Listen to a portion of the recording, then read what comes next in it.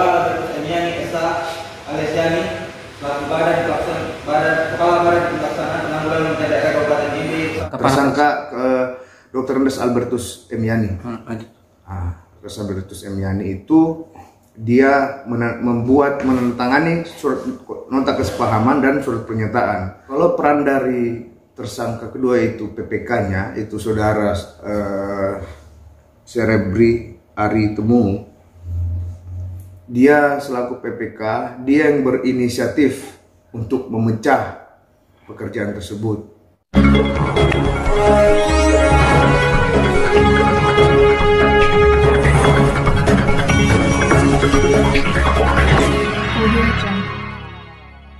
Kasus penyelewengan dana penanggulangan bencana Kabupaten Ende tahun 2016 mulai disidangkan di Pengadilan Tindak Pidana Korupsi Kupang pada hari Selasa 28 Maret 2023 dengan agenda pembacaan dakwaan jaksa penuntut umum.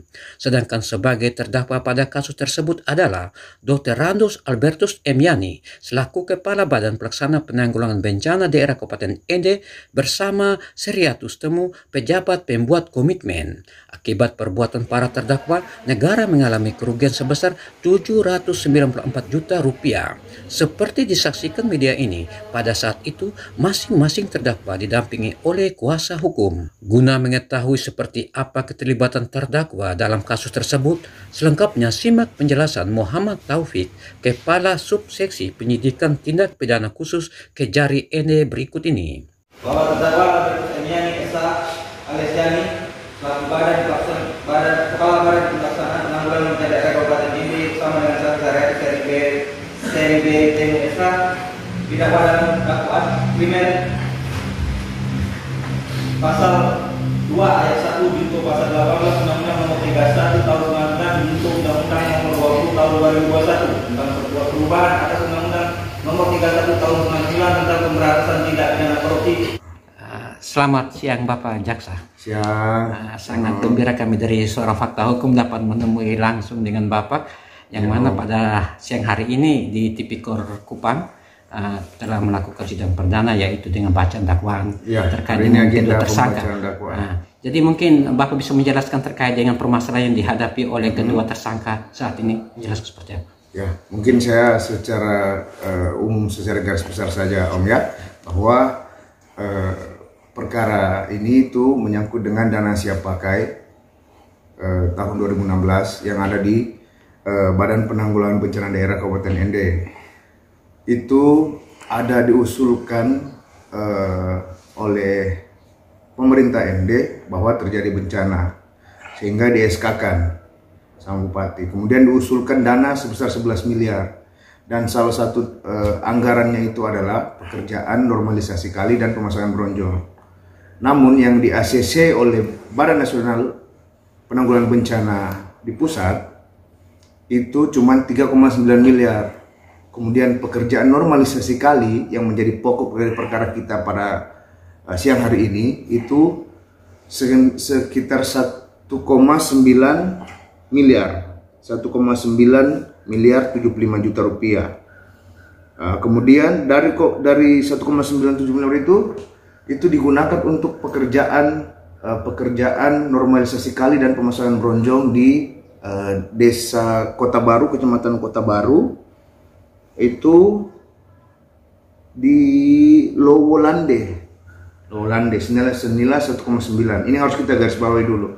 Namun di tengah perjalanannya dipecah 1,9 tersebut dan mengerjakan satu pekerjaan lagi di Desa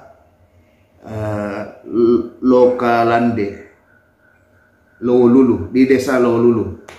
Jadi dari 1,9 itu untuk satu pekerjaan tapi dipecah menjadi dua pekerjaan. Nah, tanpa ada dasar hukum, tanpa ada bahwa karena kalau kita merunut ke belakang itu ada tim reaksi cepat yang diturunkan oleh tim dari daerah maupun dari pusat.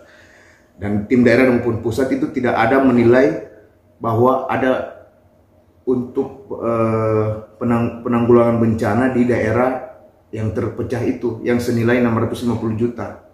Di situ tidak ada. Tapi dari inisiatif dari PPK sehingga memecah pekerjaan itu yang 1,9 ke lokasi yang tidak ada RAB-nya, nah, itu dipecah dikerjakanlah di situ. Nah, dasar PMH-nya apa? PMH-nya itu setelah uang diterima oleh tersangka, dalam hal ini dinas, itu ada nota kesepahaman. Isi nota kesepahamannya itu bahwa pihak kedua yang menggunakan dana tersebut untuk penanganan pada masa transisi darurat, bencana banjir dan tanah longsor di Kabupaten Ende, Provinsi Nusa Tenggara Timur tahun 2016. Pihak kedua akan menjamin akuntabilitas dana tersebut dan sepenuhnya bertanggung jawab terhadap fisik, keuangan, serta bersedia diaudit penggunaannya oleh auditor. Kemudian yang ketiga, pihak kedua wajib menyetorkan ke kas negara jika ada sisa dana siap pakai dan jasa giro melalui mekanisme yang berlaku, dan menyampaikan bukti setornya kepada pihak kesatu. Pihak kedua wajib menyelesaikan pekerjaan dalam rangka penanganan pada masa transisi darurat. Nah, itu satu. Dari 1,9 itu dia pecah menjadi 1,3 dan 650 juta. 1,3 itu tidak sampai 100%, cuma 85%. Kemudian 100% di pekerjaan yang kedua, tapi itu tidak ada dasarnya. Nah, itulah korupsinya di situ. Kemudian ada juga ada surat pernyataan yang ditandatangani oleh tersangka selaku kepala pelaksana. Yang pertama itu bahwa RAB yang kami ajukan telah dibuat secara profesional dan tidak akan melakukan perubahan atau revisi atau kegiatan yang telah terinci dalam rincian anggaran biaya yang telah disetujui oleh BNPB. Nah, itu salah satu PMH-nya. Bapak, ini kan ada dua tersangka ini. Iya. Tentu punya peran masing-masing nih. Bisa menjelaskan peran mereka seperti apa ya? Nah, kalau dari Kepala Pelaksana Badan Penanggulangan Daerah Kabupaten Ende, itu dia ada yang tadi saya katakan, dia membuat ada nota kesepahaman ke Dr. Andes Albertus M. Yani.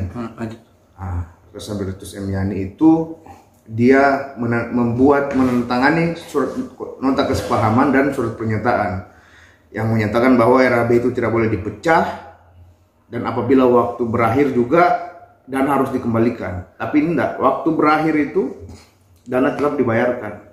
Nah, sementara di aturan mengenai penanggulangan bencana dalam masa waktu pertanggungjawaban itu cuma 3 bulan setelah pekerjaan berakhir. Itu satu. Kemudian,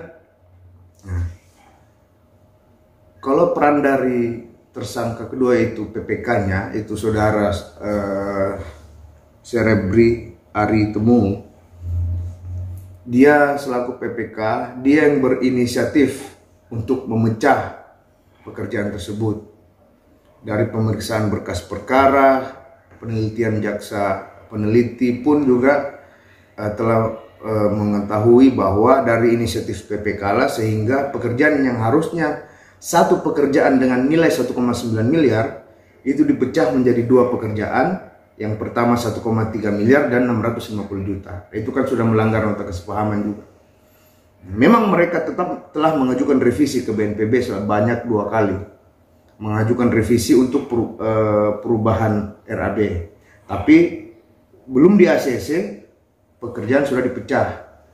Nah, pekerjaan dipecah, ACC hasil ininya turun, hasil itu ditolak sama BNPB itu, tapi tetap dilaksanakan pekerjaan itu, tetap dipecah.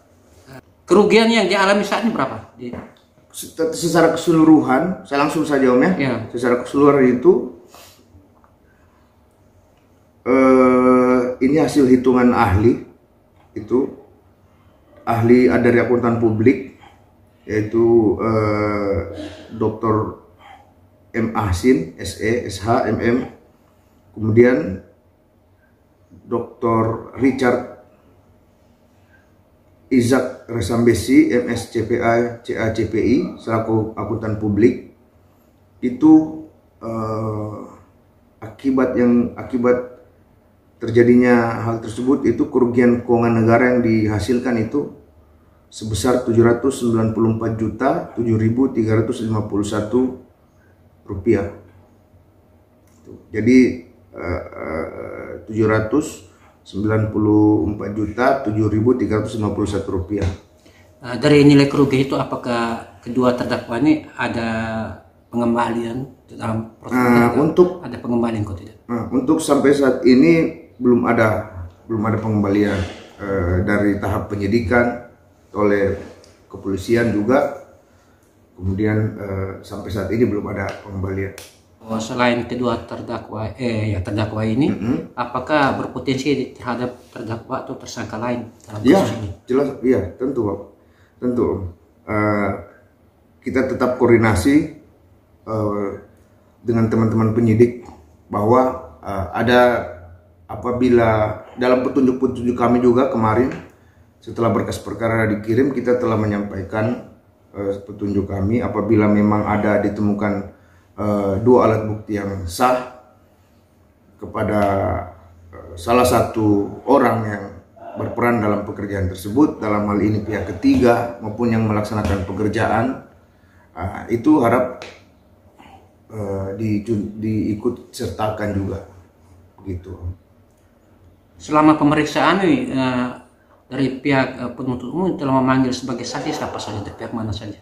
Untuk saat ini belum, karena kita masih tahap dakwaan ini, karena untuk tahap penyidikannya dari teman-teman polisi, tapi kita aktif dalam berkoordinasi terkait dengan perkara ini, ya dalam hal misalnya melakukan berkoordinasi dengan siapa-siapa saja kira-kira yang berperan dalam pekerjaan ini, gitu. Nah, kemudian untuk saat ini kita masih hari ini tadi kita pembacaan surat dakwaan. Mungkin minggu depan kita akan hadirkan saksi-saksi yang kiranya akan lebih membuat terang perkara ini sehingga dapat memenuhi unsur-unsur yang kami akan buktikan ke depannya. Itu saja. Kalau saya sih semoga ke depannya persidangan kita ini berjalan dengan lancar. Kan kita dari Endeino, dari kita lewat pulau, kemudian saksi-saksi akan kita panggil itu kooperatif, bisa hadir dalam persidangan kita, persidangan nanti. Untuk terdakwa ini apa yang hendak Bapak sampaikan? Ya, saya harap terdakwa berkata jujur sesuai dengan hasil pemeriksaan yang ada dalam berkas perkara, gitu aja. Terima kasih. Bisa sebut nama dan jabatan? Saya Muhammad Taufik Halik, saya Kepala Subseksi Penyidikan Tindak Pidana Khusus pada Kejaksaan Negeri Ende. Terima kasih. Terima kasih.